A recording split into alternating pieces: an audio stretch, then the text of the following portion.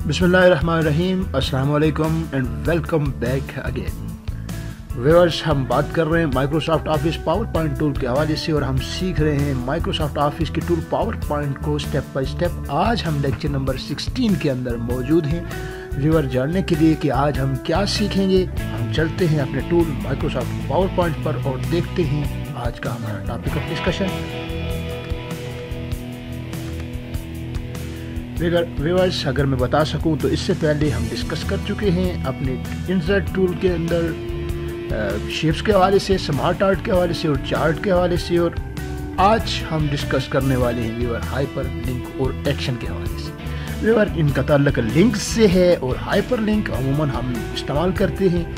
हमने world tool के अंदर, वर्ल्ड ट्यूटोरियल के अंदर भी हाइपर लिंक का इस्तेमाल किया था और सीखा था कि हमने किस तरह हाइपर लिंक को इफेक्टिवली इस्तेमाल कर सकते हैं, और यहाँ भी देखते हैं कि हम हाइपरलिंक को किस तरह इस्तेमाल कर सकते हैं। व्यूअर, इसके इस्तेमाल के लिए मैं पहले ही एक स्लाइड मज़ीद इंसर्ट कर चुका हूँ और उसके अंदर कुछ टेक्स्ट इंसर्ट कर चुका हूँ जो बड़ा सिंपल और सादा सा है, लेकिन मैं इस कंसेप्ट को दोबारा समझाने के लिए एक स्लाइड दोबारा लेता हूँ। व्यूअर, स्लाइड लेने के लिए चूँकि मुझे स्लाइड नंबर 4 और 5 के सेंटर में एक स्लाइड चाहिए, इसलिए मैं इस जगह पर क्लिक करूँगा और क्लिक करने के बाद एक लाइन आपको यहाँ पर बनती हुई नज़र आएगी। उसके बाद व्यूअर मैं होम मेन्यू पर जाऊंगा और होम मेन्यू पर जाने के बाद मैं न्यू स्लाइड पर क्लिक करूंगा और न्यू स्लाइड के बाद मैं यहाँ इस जगह पर क्लिक करते हुए एक न्यू स्लाइड इंसर्ट कर दूंगा।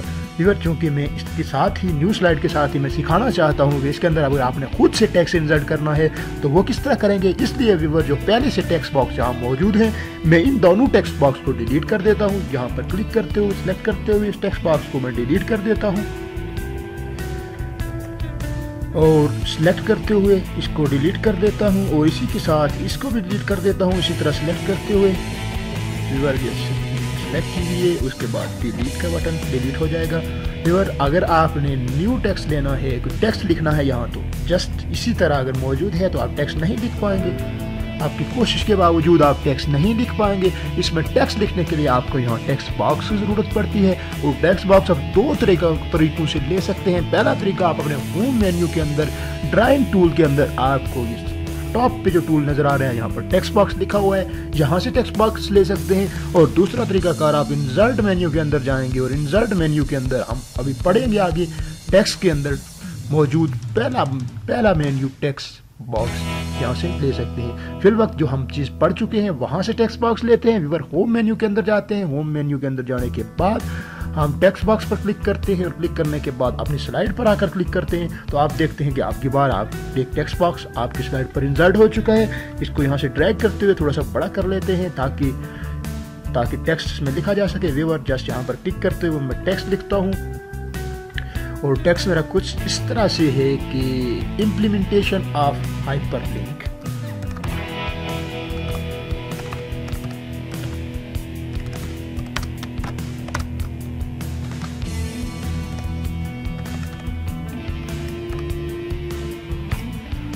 व्यूअर, इसके बाद मैं इसको थोड़ा सा स्टाइल और साइज बड़ा कर देता हूँ। व्यूअर, होम मेन्यू पर आऊँगा एक बार, फिर होम मेन्यू पर आने के बाद मैं यहाँ से इसका साइज कदरे बड़ा कर देता हूँ। इस तरह साइज बड़ा करने के बाद मैं थोड़ा सा यहाँ से ड्रैग करता हूँ, क्योंकि जो बॉक्स है उसके अंदर ये टेक्स्ट है, अगर वो छोटा है तो टेक्स्ट जो है वो नीचे आ जाएगा, टेक्स्ट खुद ब खुद निचली रो में आ जाएगा। इसलिए मैंने इसको बड़ा किया। बड़ा करने के बाद उस बॉक्स को थोड़ा सा बढ़ाया।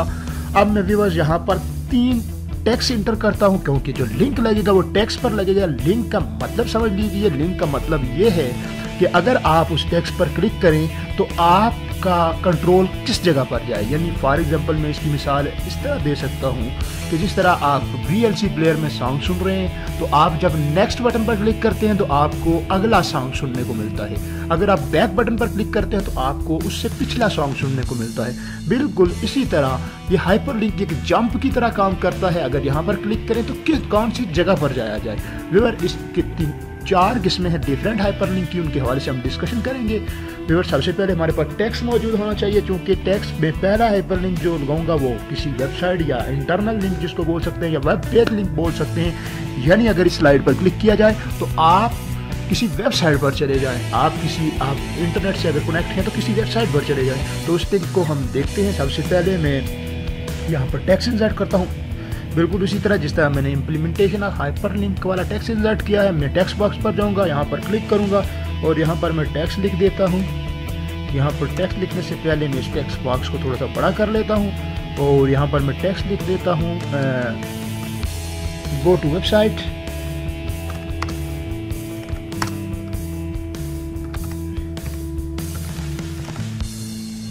और उसके बाद व्यूअर हम बात करते हैं अपने पहले हाइपरलिंक के बारे में। और यहाँ से मैं इस हाइपरलिंक लगाने के लिए मैं इसको सिलेक्ट करता हूँ। सिलेक्ट करने के बाद मैं अपने इंसर्ट मेन्यू के अंदर जाऊँगा और इंसर्ट मेन्यू के अंदर से मैं हाइपरलिंक पर क्लिक करूँगा।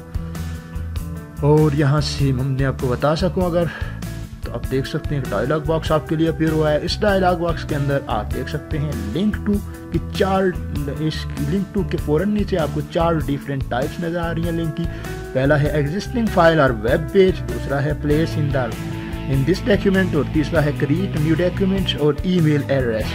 व्यूअर्स इन तीनों ये 4 डिफरेंट किस्म के हाइपरलिंक्स हैं, इनके बारे में हम डिस्कशन करते हैं। एक तो जो ज़्यादा इस्तेमाल होते हैं हम लगाएंगे और बाकी जो हैं वो तकरीबन इसी तरह आप इम्प्लीमेंट कर सकेंगे।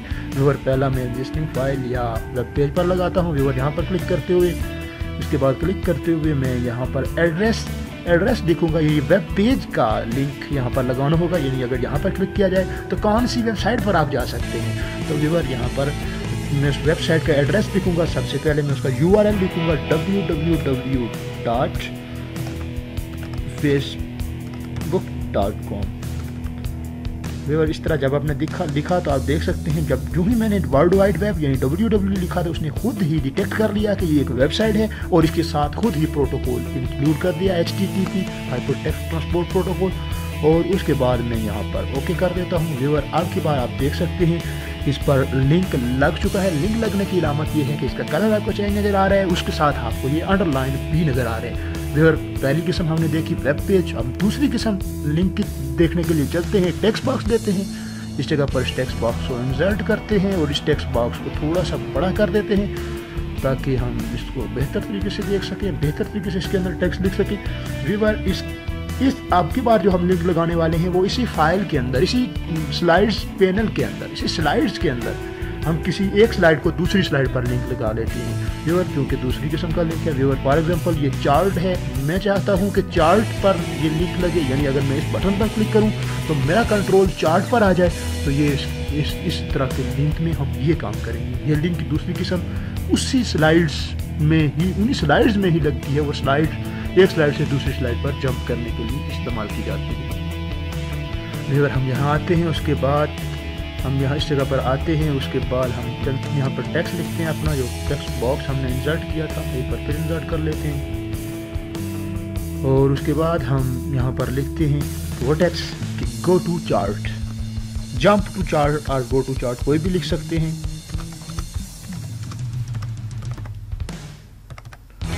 और इसके बाद व्यूअर मैं इसको जल्दी लिंक लगाता हूँ ताकि टाइम बच सके। वीडियोस की लेंथ काफ़ी लंबी हो जाती है, इसलिए मैं कोशिश करता हूँ इसको जल्दी लगाऊँ। उसके बाद मैं व्यूअर इंसर्ट मेन्यू पर आऊँगा, इंसर्ट मेन्यू के बाद हाइपरलिंक पर आऊँगा और हाइपरलिंक के बाद प्लेस इन दिस डॉक्यूमेंट पर आऊँगा। आपने देखा कि जब मैंने प्लेस इन दिस डॉक्यूमेंट पर क्लिक किया तो आपको यहाँ पर लिंक के लिए एक पैनल मिल जाता है जिसके अंदर आपने जितने भी इसके अंदर हेडिंग्स दी हुई हैं वो हेडिंग्स आपको आ रही हैं। जो हेडिंग 1 और हेडिंग 2 दी हुई हैं वो आपको नजर आ रही हैं और उसी हेडिंग या हेडिंग 1 हेडिंग 2 या स्लाइड का टाइटल भी आप उनको कह सकते हैं, जितने भी स्लाइड टाइटल हैं वो यहाँ पर नजर आ रहे हैं। व्यूअर स्लाइड टाइटल में चार्ट भी एक स्लाइड टाइटल है, मैं इस पर क्लिक करूंगा लिंक लग जाएगा। आप नेक्स्ट स्लाइड पर भी यहाँ से लिंक लगा सकते हैं और बैक स्लाइड पर भी, प्रीवियस स्लाइड पर भी लिंक लगा सकते हैं। क्योंकि मैंने चार्ट पर लगाना है, मैंने चार्ट पर लगाकर मैं ओके कर दूंगा। आपका लिंक अब यहाँ पर इंप्लीमेंट हो चुका है। व्यूअर अगर मैं आगे बता सकूँ अपनी टाइम बचाने के लिए तो मैं अगर एक और लिंक इंसर्ट करना चाहता हूँ तो मैं वो लिंक इस तरह इंसर्ट करूँगा। यहाँ से फॉर एग्जांपल मैं कोई नेक्स्ट लिंक इंसर्ट करना चाहता हूँ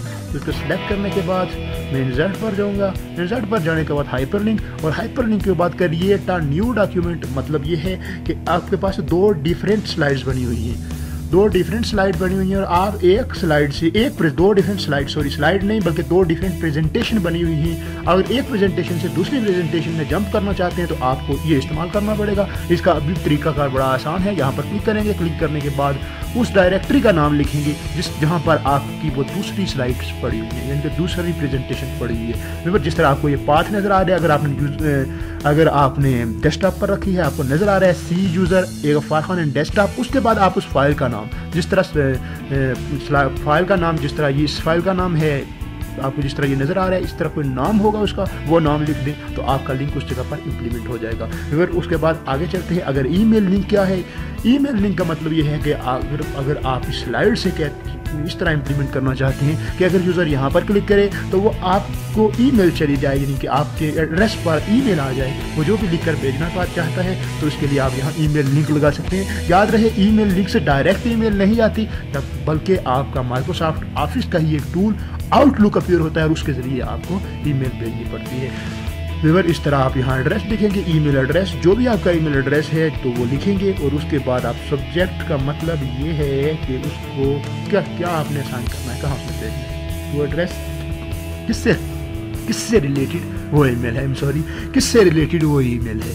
तो व्यूअर उसको आप यहाँ पर सब्जेक्ट लिख कर अप्लाई कर सकते हैं। जब आप लिखेंगे तो आपके लिए ओके बटन अपीयर हो जाएगा। व्यूअर उसके बाद हम देखते हैं कि ये जो दो लिंक हमने लगाए हैं ये काम कर रहे हैं या नहीं। व्यूअर आपने देखा चारों लिंक किस तरह, हाइपर लिंक किस तरह इंप्लीमेंट करते हैं। व्यूअर इन दो लिंक को हम अगर देख सकें, इनको देखने के लिए कि ये वाकई चल रहे हैं या नहीं चल रहे हैं, वाकई या परफॉर्म कर रहे हैं या नहीं कर रहे हैं, हमको स्लाइड को शो करना पड़ेगा, क्योंकि ये स्लाइड इस वक्त ये स्लाइड क्रिएशन के मराहिल में है। यानी इस वक्त हम स्लाइड बना रहे हैं, यहाँ पर इस लिंक की इम्प्लीमेंटेशन हमें नज़र नहीं आ रही, जबकि अगर हम इन्हें देखना चाहते हैं तो स्लाइड शो करेंगे। हम इसको स्लाइड शो आपने जब भी करनी है तो अपने अपनी स्टेटस बार पर आएंगे और यहाँ से स्लाइड शो आपको यहाँ लिखा हुआ नज़र आएगा, बॉटम में जूम के साथ इस पर आप क्लिक करेंगे तो आपको ये स्लाइड दिखेगी, बड़ी मेन स्क्रीन पर आपको ये स्लाइड दिखना शुरू हो जाएगी। व्यूअर हमने दो लिंक लगाए थे और दो इसी तरह समझे थे, पहला लिंक गो टू चार्ट और दूसरा लिंक गो टू वेबसाइट। हम इनको चेक करते हैं कि वाकई ये काम करते हैं या नहीं।